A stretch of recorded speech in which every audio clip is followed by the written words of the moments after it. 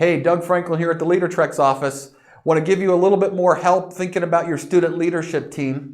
This is a question I get a lot from youth workers, and that's, what should be the first thing I do if I want to start a student leadership team?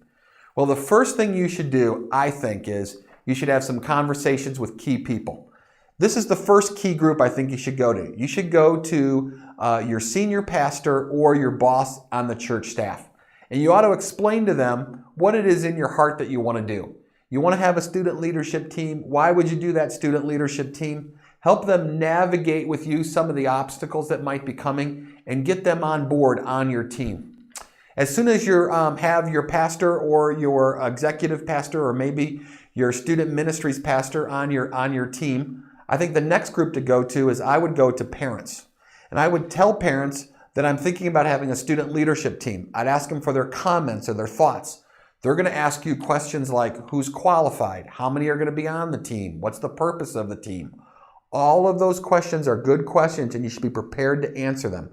If you can't answer them, tell parents you're going to use their questions and you're going to formulate some new answers and you're going to come back to them.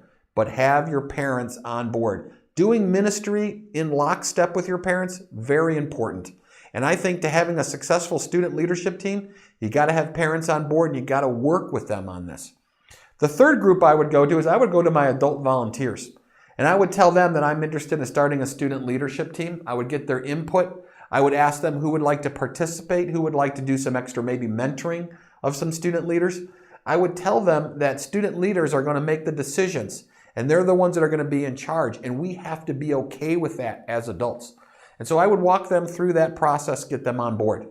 When those three groups, pastors, parents, and adult volunteers are on board, then and only then would I go to my students and I would talk to them about being on the student leadership team.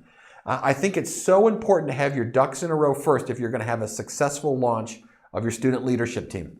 I hope this information is helpful.